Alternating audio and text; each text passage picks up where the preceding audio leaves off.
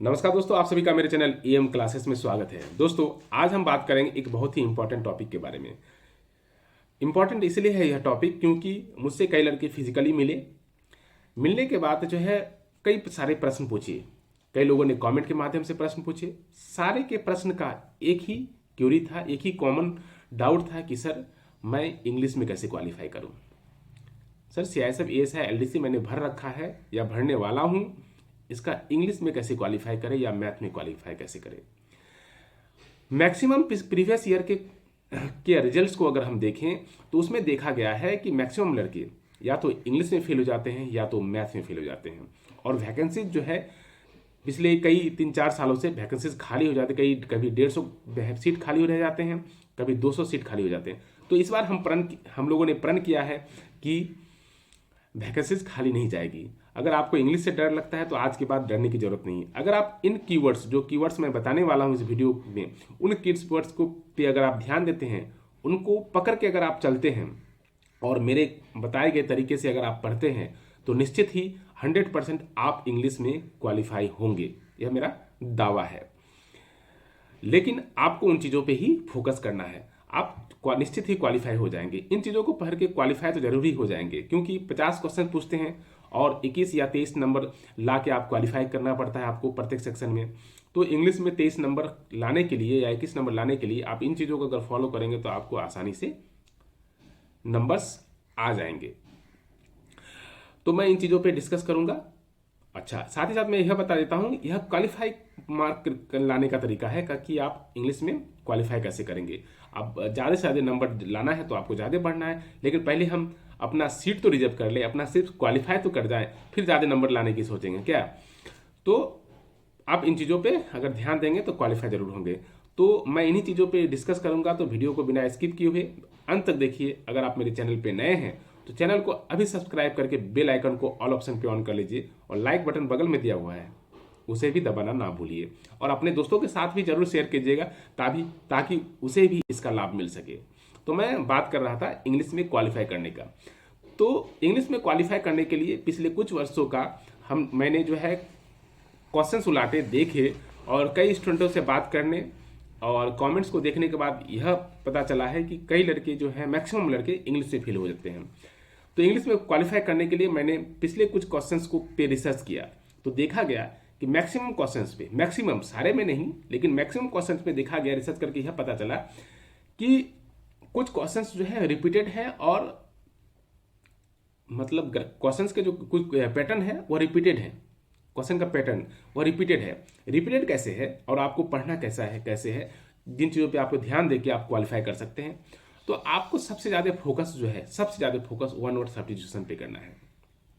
अब मैं ऐसा क्यों कह रहा हूँ इसका भी रीज़न बताऊंगा, क्योंकि आपके मन में बहुत सारे क्यूरी इस वीडियो को देखने के बाद भी होंगे, मैं उनका भी जवाब दूंगा।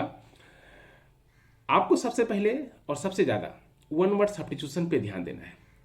वन वर्ड सब्स्टिट्यूशन यानी अनेक शब्दों के एक शब्द। जैसे कि आप पढ़ते होंगे the place where fishes are kept, ऐसा स्थान जहां पे मछलियों को रखा जाता है, क्या कहलाता है।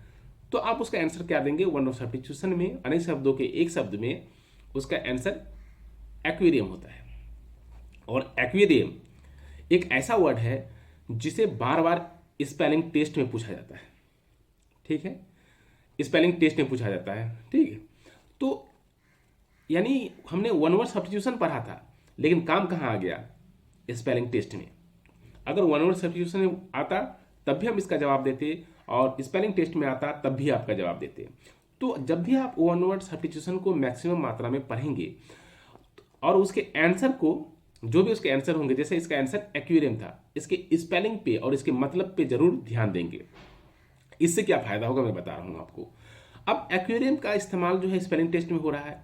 जैसे एकोमोडेशन एक वन वर्ड सब्स्टिट्यूशन भी है, एकोमोडेशन एक रिपीटेड स्पेलिंग टेस्ट भी है। ठीक है, स्पेलिंग टेस्ट भी है और इसे वन वर्ड सब्स्टिट्यूशन में भी पूछा जाता है। तो अगर आप वन वर्ड सब्स्टिट्यूशन में एकोमोडेशन को पढ़े होंगे और उसका स्पेलिंग ACCOMM जो भी है MMODATION को अगर आप देखते हैं तो आपके स्पेलिंग टेस्ट में भी यह काम देगा। तो आपको सबसे ज़्यादा क्या करना है, वन वर्ड सब्स्टिट्यूशन पे ध्यान देना है। वन वर्ड सब्स्टिट्यूशन जब बात पढ़ लेंगे आप और उस पर ज़्यादा फोकस करेंगे तो आप देखेंगे कि एंटोनिम सिनोनिम्स के मैक्सिमम वर्ड जो स्निच करके यानी लाया जाता है कहाँ से, वन वर्ड सब्स्टिट्यूशन से लाया जाता है। एंटोनिम्स और सिनोनिम्स के मैक्सिमम वर्ड्स जो आपको मिलेंगे किससे, वन वर्ड सब्स्टिट्यूशन से मिलता हुआ। क्लियर है। और स्पेलिंग टेस्ट के भी वर्ड्स जो है वो आपके सारे वर्ड्स लिए जाते हैं वन वर्ड सब्स्टिट्यूशन के, क्योंकि ऐसे ऐसे वर्ड्स होते हैं उसमें जो मैक्सिमम वर्ड्स होते हैं वो सारे एंटोनिम्स सिनोनिम्स और स्पेलिंग टेस्ट में पूछे जाते हैं और वे उसका यूज वन वर्ड सब्स्टिट्यूशन में भी होता है। तो हमको ध्यान देना है वन वर्ड सब्स्टिट्यूशन में सबसे ज़्यादा। उसके बाद हम एंटोनिम्स सिनोनिम्स और स्पेलिंग टेस्ट पे भी ध्यान देंगे, लेकिन सबसे ज़्यादा मेरा फोकस रहेगा वन वर्ड सब्स्टिट्यूशन में। तब जाके हमारा क्या होगा, सिनोनिम्स एंटोनिम्स और स्पेलिंग टेस्ट पे लोड कम पड़ेगा। ठीक है। लेकिन वन वर्ड सब्स्टिट्यूशन को जब भी पढ़ेंगे तो उसके स्पेलिंग पे बार बार जोर दे रहा हूँ इस बात पे, उसके स्पेलिंग पे उसके मतलब पे जरूर ध्यान देना है आपको।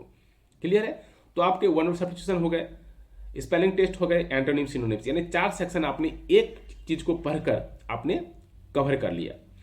ठीक है। यानी यह 20 नंबर का होता है। अगर 5-5 नंबर का पूछता है तो यह 20 मार्क का आप एक सेक्शन को ज्यादा पढ़ के आपने बना लिया अपना। तो 20 नंबर अगर इसमें नहीं भी आते हैं तो आप 17-18 तो जरूर ले आएंगे। 17-18 तो ले आएंगे। तो 18 नंबर या 17 नंबर या 15 नंबर जो भी है वो आपके रिजर्व्ड हो गए। अब आते हैं दूसरे सेक्शन में। एक पूछा जाता है सेंटेंस अरेंजमेंट। यह रिपीटेड है और हर बार पूछा जाता है सिलेबस में। सेंटेंस अरेंजमेंट, सेंटेंस अरेंजमेंट में आपको एक बड़ा सा सेंटेंस ले लिया जाएगा, उसके सेंटेंस को तोड़ के 3-4 भागों में जो है ए को बी में, बी को सी में, सी को डी में कर देगा और आपको उसके अर्थपूर्ण सेंटेंस के रूप में उसको सजा के उसका आंसर देना है कि ए बी सी डी या डी बी सी ए जो भी इसका आंसर होगा। तो इन चीज़ों को सेंटेंस अरेंजमेंट को आपको पढ़ने के लिए या सही बनाने के लिए आपको सबसे ज़्यादा टेंस पे ध्यान देना है। देखिए सेंटेंस अरेंजमेंट जो होता है वो टेंस, प्रीपोजिशन और कंजक्शन पे बेस्ड होता है। ठीक है। किसी को एंड से जोड़ना है, किसी को इनटू से जोड़ना है, किसी को टेंस से जोड़ना है। तो सेंटेंस अरेंजमेंट बेस्ड होता है किस पे, टेंस पे, प्रीपोजिशन पे और कंजक्शन पे। तो आप सबसे ज़्यादा टेंस पे ध्यान देंगे। प्रीपोजिशन और कंजक्शन तो हमारी थोड़ी बहुत जो अगर आप सोच डेवलप है तो हम उस पर भी हम बना सकते हैं। ठीक है। तो मैक्सिमम क्या ध्यान देंगे, टेंस पे ध्यान देंगे और प्रीपोजिशन और कंजक्शन को भी हल्की फुल्की देखेंगे। अगर आप टेंस पे ध्यान देते हैं तो टेंस से यह फायदा होगा कि जब आप पैराग्राफ रीडिंग करेंगे या पैराग्राफ बेस्ड क्वेश्चंस पे आंसर देंगे तब भी आपके टेंस के सारे पैराग्राफ जो है आपके हो जाएंगे, कंप्लीट हो जाएंगे। और प्रीपोजिशन और कंजक्शन पे जब ध्यान देते हैं तो आपके फिल इन द ब्लैंक या तो टेंस पे होगा या तो प्रीपोजिशन पे होगा या तो फिर आपके कंजक्शन पे होगा। तो ये सब चीज आपको सेंटेंस अरेंजमेंट के टेंस को और प्रीपोजिशन कंजक्शन को कवर करने से ही हो जाता है। तो इसमें कितने हैं, 4 सेक्शन इसमें भी हैं, paragraph, sentence arrangement, fill in the blank, यानी 15 नंबर। इन 15 नंबरों को 15 नंबर में अगर आप कितने भी किस्मत खराब हुए तो आप 10 नंबर तो ले आएंगे, पढ़ेंगे तो 10 नंबर तो ले आएंगे। तो उधर 15 नंबर, इधर 10 नंबर, 25 नंबर तो क्वालिफाई हो गया। यानी आप अगर 30 क्वेश्चन में आप 20 नंबर ले आते हैं तो बाकी के 20 क्वेश्चन अगर सट्टे मार के भी आप देते हैं तो इसमें आपको 25 नंबर आ गए, 25 नंबर इसमें आ गए। और बाकी 20 क्वेश्चन में अगर आप सट्टे से भी लगाए हैं या फिर आपने ऐसे भी लगाया है तो 5-10 नंबर तो उधर आएगा ही, नेगेटिव मार्क है नहीं। तो आपका क्वालिफाई बचा कहाँ, 23 नंबर कैसे नहीं आएंगे। आप इन चीज़ों को फॉलो तो कीजिए, 23 नंबर आना बहुत ही ईजी है अगर आप इन चीज़ों को फॉलो करेंगे तो। और अगर आपका सेंटेंस अरेंजमेंट में फिर भी दिक्कत होती है, एंटोनिम सिनोनिम्स में फिर भी दिक्कत होती है, तो मैं एक बुक सजेस्ट करूंगा आपको जिसे मैंने भी पढ़ा है, बाकी स्टूडेंट भी उसे मैक्सिमम फॉलो करते हैं। एमबी पब्लिकेशन की ग्रामर की एक बुक आती है, उसमें प्रीवियस ईयर के एंटोनिम सिनोनिम्स और one word substitution spelling test दिया रहता है। साथ ही साथ उसमें सेंटेंस अरेंजमेंट के जो है तरीके बताए गए हैं कि कैसे हम उसके में सेंटेंस अरेंजमेंट करें, शॉर्टकट तरीके बताए गए हैं सेंटेंस अरेंजमेंट के। तो आप उसे पढ़ के भी ध्यान इंग्लिश को काफ़ी सुधार कर सकते हैं, एमबी पब्लिकेशन। और इसके लिए भी मैंने एक वीडियो, कंजक्शन और सेंटेंस अरेंजमेंट के लिए मैंने एक वीडियो बना रखा है, उसका लिंक मैं डिस्क्रिप्शन या कमेंट बॉक्स में दे दूंगा, वहाँ पर भी आप जाके इसे देख सकते हैं। और मैंने इससे पहले भी वन वर्ड सब्स्टिट्यूशन के कई वीडियो बनाए हैं और सारे प्रीवियस ईयर के हैं, आप उसे भी देख लें, वो भी आपको काफ़ी हेल्पफुल करेगा। उसका भी लिंक मैं डिस्क्रिप्शन बॉक्स या फिर कमेंट बॉक्स में दे दूंगा। तो याद रखिएगा, एमबी पब्लिकेशन और डिस्क्रिप्शन में दिए हुए लिंक को देखकर हमें स्टेट सेंटेंस अरेंजमेंट की चीज़ों को ध्यान देना है।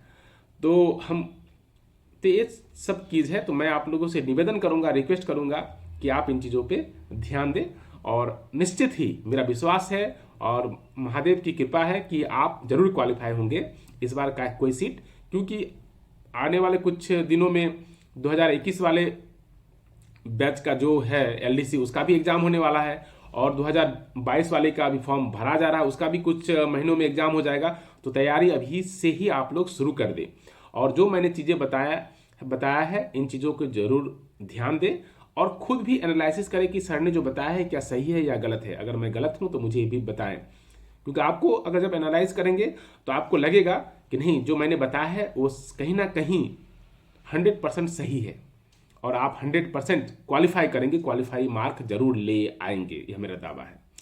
तो आशा करते हैं कि ये जो जानकारियाँ थी ये आप लोगों को काफ़ी हेल्पफुल साबित होगा। तो अगर आप मेरे चैनल पर नए हैं तो चैनल को अभी सब्सक्राइब कर दीजिए, और बेल आइकन को ऑल ऑप्शन पे ऑन कर दीजिए। वीडियो को अभी तक लाइक नहीं किए हैं तो वीडियो को जरूर लाइक कर दीजिए, ताकि हम भी मोटिवेट हो सकें और आपको भी कर सकें।